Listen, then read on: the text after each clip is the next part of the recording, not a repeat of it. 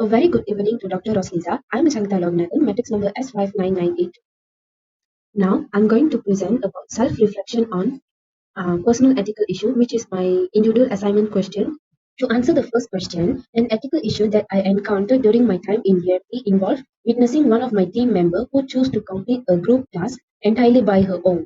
We were assigned a project that required collaboration and collective effort, but my friend, actually I can't reveal her name, so let's call her Sarah, disregarded the input and contribution of other group members and took it upon herself to complete the entire task.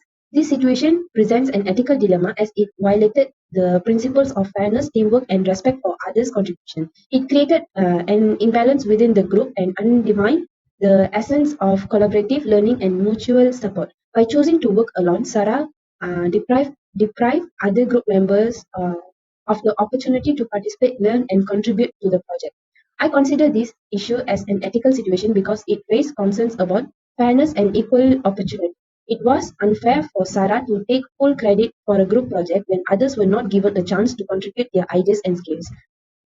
To address this ethical issue and in the interest of correcting my team members' misconduct, I took some actions. Initially, I initiated a conversation with Sarah, expressing my concerns about her decision to complete the group task on her own. I emphasized the importance of collaboration, shared responsibility, and the value of incorporating diverse perspectives. I explained how her actions undermine the purpose of the project and the potential for collective learning. Then I suggested Sarah to invite other group members to actively participate in the project, even at this late stage. I emphasized that their contribution could still add value and enhance the final outcome. By encouraging inclusion, I aim to foster a sense of shared ownership and restore the fairness of the project. If Sarah was unwilling to reconsider her approach, I would have sought mediation from our lecturer.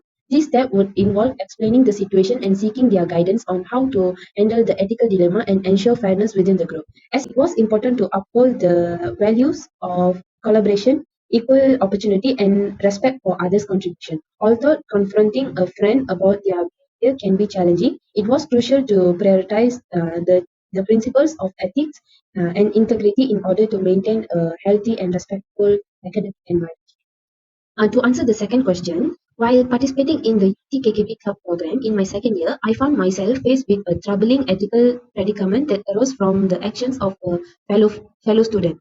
Our task was to organize a charity event with the goal of raising funds for a local orphanage. As the project progressed, I became aware that this particular student, who held a position of responsibility within our team, was involved in unethical behavior.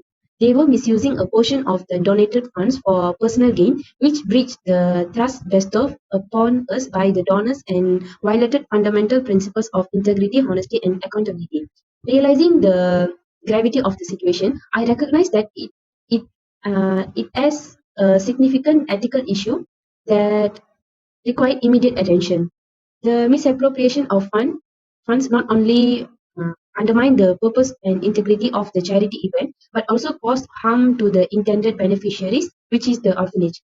If I were at the student's place, I probably wouldn't do as he does with the donated funds. It is because I know that this kind of action will breach the trust placed in the individual or organization responsible for handling the funds. If I were a member of the KKB club and faced with the ethical dilemma, I would take a proactive approach to uphold ethical standards and safeguard the orphanage interest and our club's reputation. Initially, I would gather substantial evidence such as financial records, witness statements, and relevant documentation to support my observation regarding the unethical conduct of the fellow student.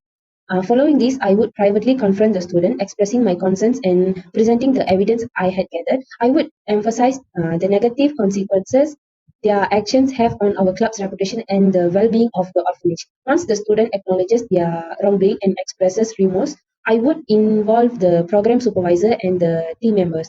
I would share the evidence and explain the ethical violations that have occurred to them.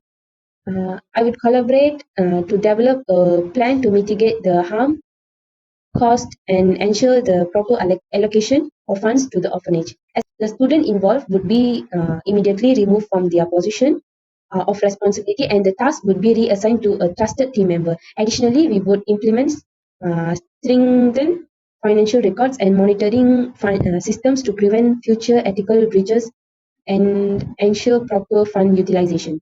I think I've presented the task given to me clearly. Thank you for listening. Have a nice day.